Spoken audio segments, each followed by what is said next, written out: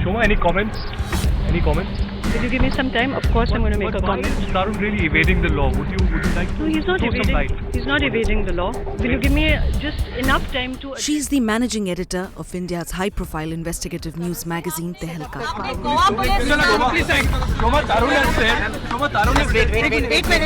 Keep talking about Maryada. Often seen and heard, raising issues of injustice in the society. इस बार हम दिखाएंगे.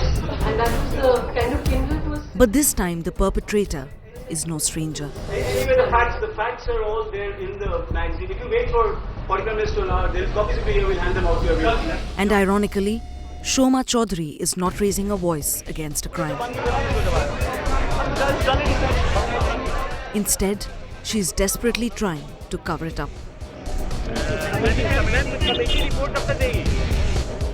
क्या हुआ है? Apology has been given. The editor has stepped down. आपको लगता है ये action नहीं है? But don't you think there should be a criminal investigation instead of an insider? Are you the aggrieved party? Certainly not, but So, there should be a criminal investigation. I told you. That is the law, isn't it? I told you, my priority is that the aggrieved journalist should feel that she has been done justice by. I'm being driven by what she wants. Please allow me the priority to attend to her first. To my understanding, she wanted an apology. It was given to her. He stepped down, which was not something she had asked for. It was over and above that. If today, as I understand from your channels, and she is still feeling aggrieved or she is disappointed by Tehelka's response, my primary duty is to her. I know you want much more out of it. Right now my priority is her. Can I have that priority? The tables have turned on Tehelka, and the crime has been reported in their own backyard. It is an event that is crying for investigation.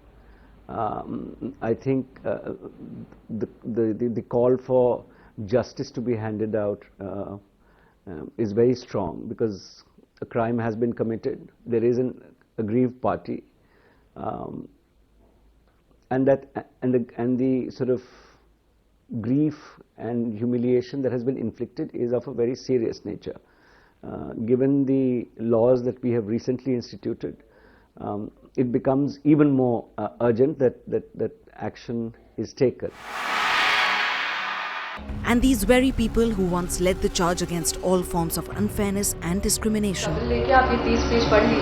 have now conveniently done a U-turn on this one.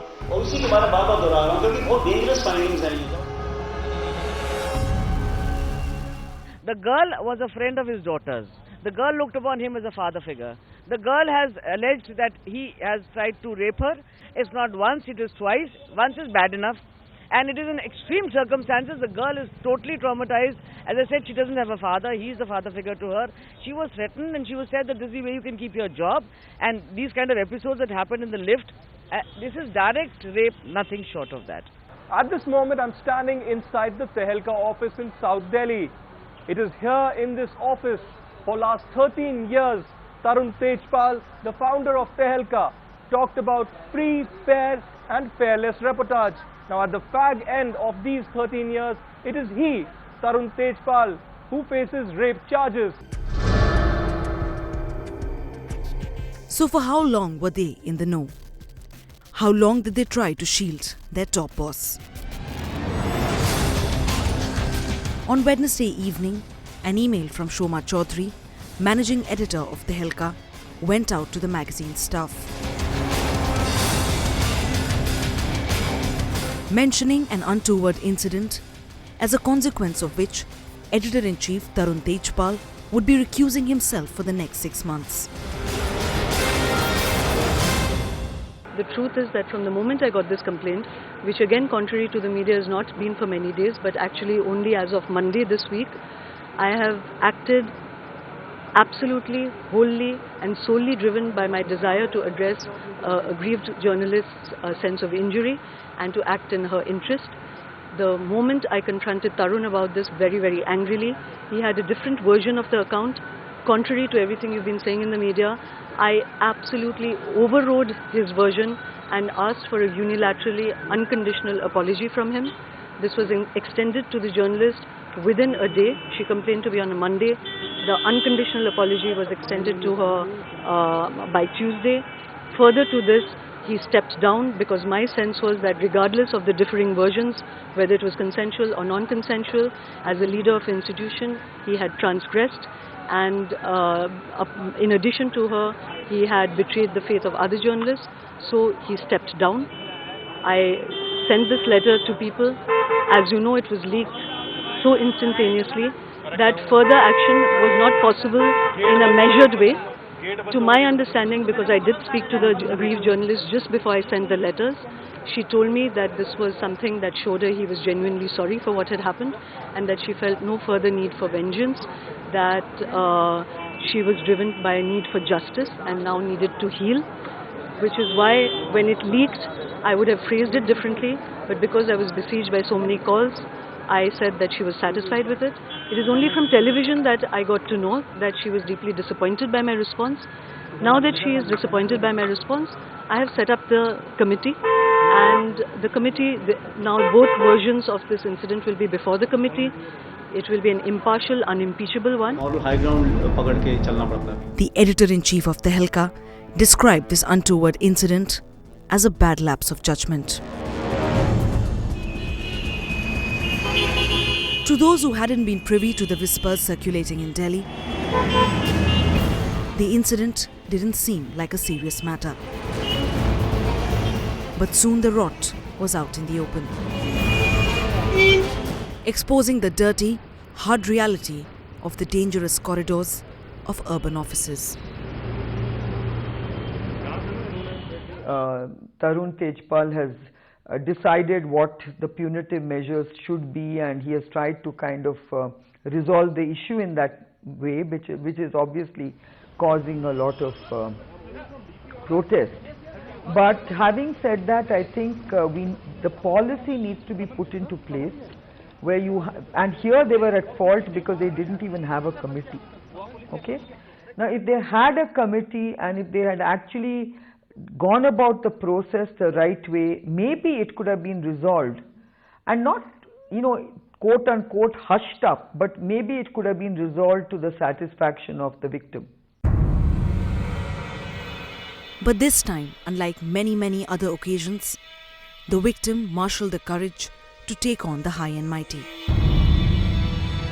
She decided not to suffer Tejpal's unwanted attentions in silence. And she chose to rely on her organization to get her justice.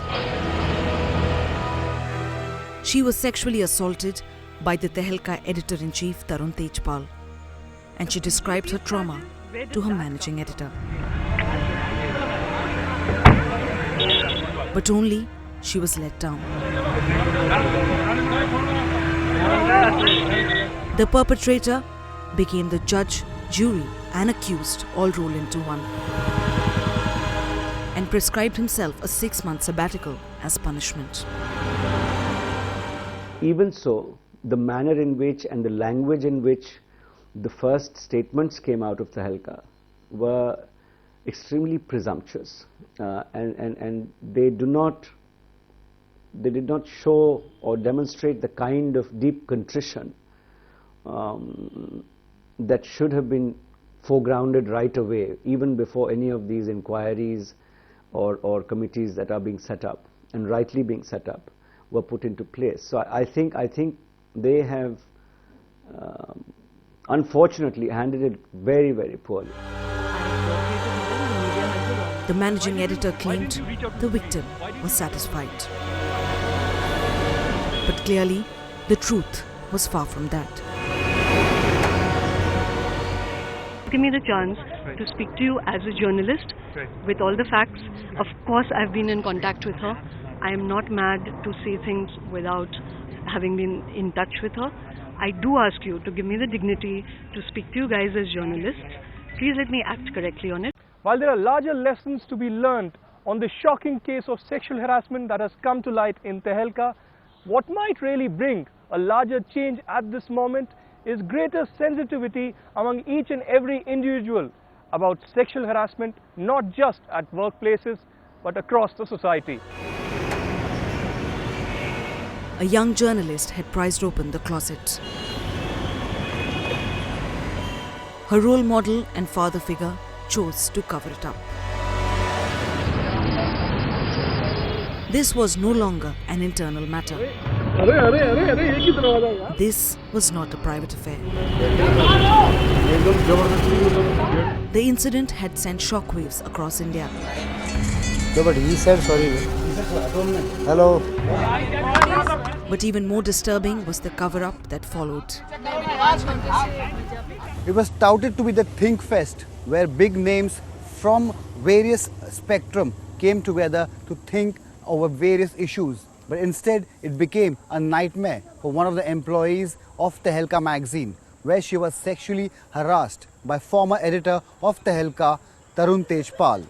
The hotel in question, meanwhile, says that they have submitted all the proof and evidence to the Goa police, and now the ball is in the Goa police court. The Goa police, meanwhile, have started their investigation, have lodged an official FIR under sections 376 as well as 354, which deals with rape and outraging a woman's modesty. Any information on crime has to be shared with the police. I don't think there is two different views on that. It's a law of the country. Let IO decide about the exact nature of crime of each one. But one thing I think is very sure, that it is Tejpal who is the culprit, and that girl, I cannot reveal her identity, is the victim. But clearly a self-imposed exile was not punishment. The victim knew it, Tehelka knew it, and so did Traun Tejpal. But this was not the first such case, and this will not be the last. In just the last 7 days, the legal fraternity has been rattled by 2 cases of sexual harassment against a very senior lawyer and a judge. In fact, just last year, 26-year-old Geetika Sharma hanged herself after being harassed by her boss and tormentor, Gopal Kanda. As women increase in numbers in the workplace, I think you will find more such complaints coming to the fore. And I believe that this is really about strength in numbers, because I'm sure there were many incidents of sexual harassment in the past which have not been reported because women have remained silent because of the fear of losing their jobs. But today they are far more familiar, and they do understand, the sexual harassment policy, their rights to complain.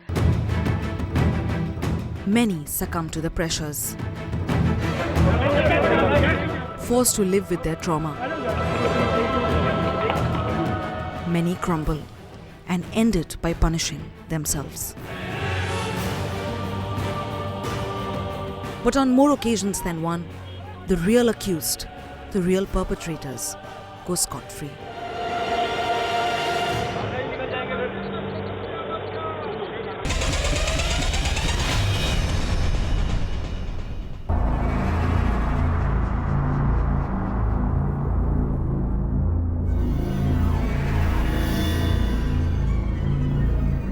She was driven and completely loved her profession. And her hard work ensured that she gets her due. But soon she was confronted by the hard reality. Today she no longer works for anyone.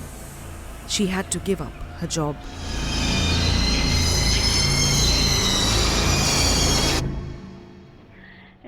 Yes, of course. I have really faced, come across, I was working in an office where my boss wanted some sexual favors, and for me it really became difficult to work in that place. At the same time, it was difficult to leave the job also. See, when you're not willing for any sexual favor, you don't want to give any sexual favor to your boss, you at the same time want to raise voice, you want to file a complaint against the same, then there is a fear of losing job. She raised her voice, but those who once backed her in corridor discussions backed out. She battled the stigma. She battled the loose talk. She no longer walks in those corridors, but is still haunted by what happened. When you are treated as a good employee, you are treated as a good employee, you are given favors to get favors actually. Yeah, you have to understand there what goes in their mind. They feel like we will give them favors, we will give them promotion, we will give them good perks, and later on they try to get favors, you know. And same happened with me also. A top IAS officer was subjected to a violent sexual assault by the Transport Minister of Kerala. Today, it has been over a decade since the incident, but the case continues to drag on. It is a false allegation. Clearly, no position, no situation deters these perpetrators. In fact, a certain data shows that 80% of women face sexual harassment in some form or other. But only a few, very few, manage to muster the courage to speak out.